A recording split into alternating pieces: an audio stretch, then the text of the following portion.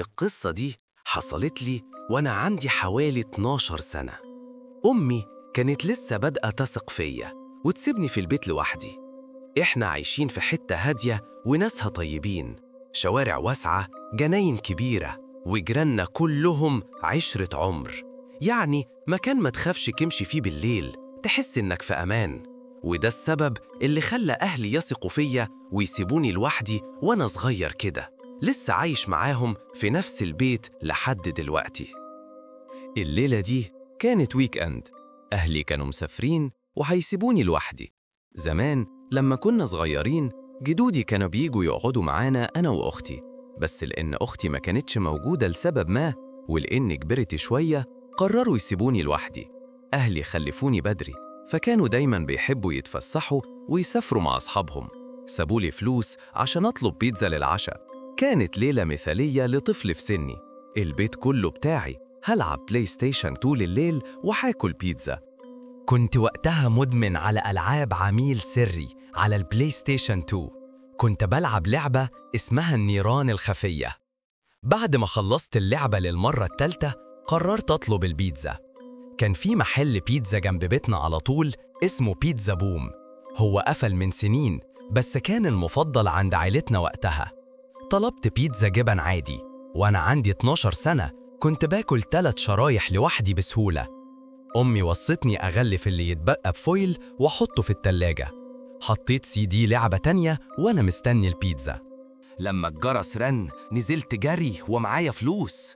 أمي قالت لي سيب 20 جنيه بقشيش، مع إن محل البيتزا كان على بعد 3 شوارع بس، يعني بقشيش كويس. اللي وصل كان واحد في التلاتينات، بس شكله كان تعبان شوية ولحيته كانت شكلها مش نظيفة. كان لابس نظارة وكاب اسود.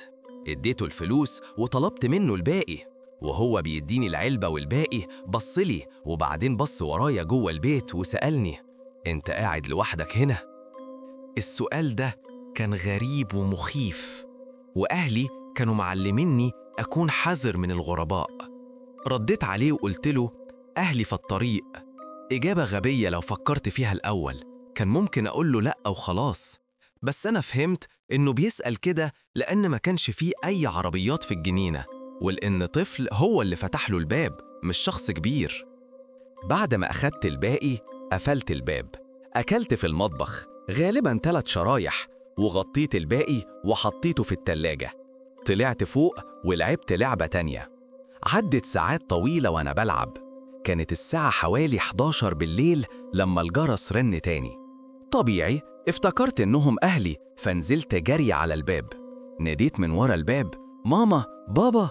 بس صوت غريب رد: ممكن مساعدة، عايز استلف تليفون. سألته مين؟ فرد بنفس الإجابة. أنا بصراحة خفت، قررت أطلع فوق وأطنشه. كان عندي إحساس إن فتح الباب ده فكرة وحشة جداً. وأنا بطلع السلم اللي هو قدام الباب بالظبط، الراجل خبط على الباب تاني وسمعته بيقول: استنى لو سمحت، أنا محتاج مساعدة. وده كان معناه إنه شافني. كان باصص من الإزاز اللي فوق الباب. لفيت وبصيت، ومع إن الدنيا كانت ضلمة بره قدرت أميز خيال الراجل، ومع إني ما قدرتش أشوف عينيه كان واضح إنه بيبص عليا. جريت فوق على أوضة أهلي. تليفون البيت الوحيد اللي كان فوق كان في أوضتهم. مسكت التليفون وكلمت أمي. ما كنتش حافظ رقم أبويا. أمي ردت وكانت غالباً في دوشة مش سمعاني كويس. قلت لها: في حد على الباب وعايز يدخل. انتبهت لكلامي على طول وحسيت بنبرة صوتها اتغيرت وبقت قلقانة. سألتني: هل رديت عليه أو خليته يعرف إنك موجود؟ قلت لها الحقيقة إن أنا رديت عليه. وسألتني: مين ده؟ قلق أمي زاد. سألتني لو في أي حد ممكن يكون عارف إن أنا في البيت لوحدي، وعلى طول افتكرت بتاع البيتزا. قلت لها إن بتاع البيتزا سألني لو أنا في البيت لوحدي، وفي اللحظة دي الجرس رن مرتين. قلت لها لأمي وأنا مرعوب إن الراجل مش عايز يمشي. أمي قالت لي أستنى في أوضتهم وأقفل الباب، وقالت لي إنهم بيتصلوا بالشرطة. أمي فضلت معايا على الخط وهي بتكلمني من تليفونها، وأبويا كان بيكلم الشرطة من تليفونه. خرجوا بره المطعم عشان يعرفوا يتكلموا كويس. كانت ليلة صيف والشباك كان مفتوح شوية عشان يدخل هوا، ومن شباك أوضة أهلي سمعت صوت فتح البوابة اللي بتودي على الجنينة. اتفتحت بالراحة جدا وبدون صوت. قلت لأمي وهي بتوصيني أهدى وأفضل في الأوضة والنور مطفي. سألتها بصوت واطي: طب ولو حاول يدخل من شباك الأوضة؟ أمي قالت لي: اسكت واستنى الشرطة. فضلت تكلمني وتطمني وتديني آخر أخبار من الشرطة وميعاد وصولهم وتفكرني إني ما اتكلمش. بدأت أهدى شوية، وفجأة سمعت صوت خطوات راجل تحت، خطوات حد جوه البيت. همست لأمي وأنا مرعوب. سمعتها بتصرخ في التليفون التاني للشرطة: الراجل جوه البيت، الحقونا! أمي قالت لي أستخبى تحت السرير واستنى هناك. بالنسبة لي وأنا عندي 12 سنة كانت دي أصعب لحظة في حياتي.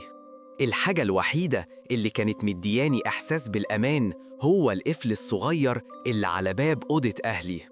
سمعت خطوات بتطلع على السلم. السلم ده قدام أوضتي وأوضة أختي. أوضة أهلي أبعد شوية. الخطوات اختفت للحظات. غالباً كان الراجل بيدخل أوضتنا يدور. أمي قالت لي إن الشرطة هتدخل بالقوة، وقالت لي ما تحركش إلا لما يكونوا جوه. سمعت الخطوات في الطرقة جاية ناحيتنا لحد ما وصلت لباب الأوضة، وحاول يضغط على الأكرة بس لقاها مقفولة.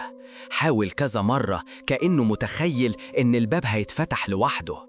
بعدين خبط خبطة خفيفة على الباب بس الراجل ما نطقش ولا كلمة. حاول مرة كمان يفتح الأكرة، بعدين سمعت خطواته وهي بتبعد في الطرقة وتنزل السلم وبتختفي جوه البيت. حاولت على قد ما أقدر ما عيطش، ما نطقتش ولا كلمة في التليفون لأن كنت خايف أعمل أي صوت.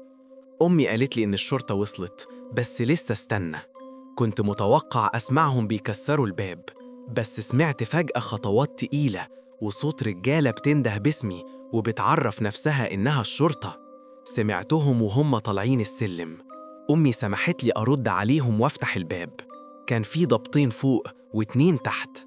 ما كانش لازم يكسروا الباب لأن باب الجنينة كان مفتوح على الآخر، وشباك الجنينة كان مفتوح على الآخر برضه، وده كان المدخل الواضح.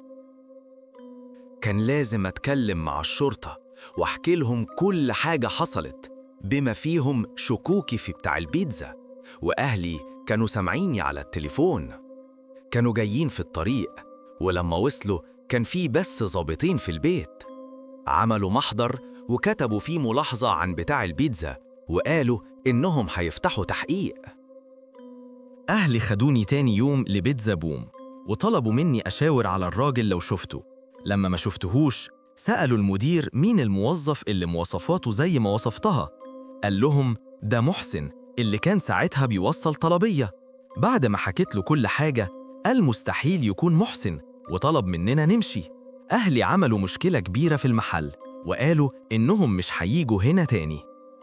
نزلنا العربية واستنينا في الجنينة. استنينا حوالي ساعة، ولما الراجل ما جاش مشينا. أهلي فكروا إن المدير يكون كلم الموظف في التليفون وقالوا ما يرجعش، بس محدش عارف. أهلي كلموا محامين كتير بس محدش منهم رضي ياخد القضية لأن ما كانش فيه دليل قوي، وقالوا إنها هتبقى مضيعة للوقت. في الآخر مرجعناش أبداً للمحل ده، وعدت فترة كبيرة قبل ما أهلي يثقوا ويسيبوني في البيت لوحدي تاني. أنا مقتنع إنه هو كان بتاع البيتزا أو حد يعرفه، لأن مين تاني كان ممكن يعرف إني لوحدي في البيت في الليلة دي؟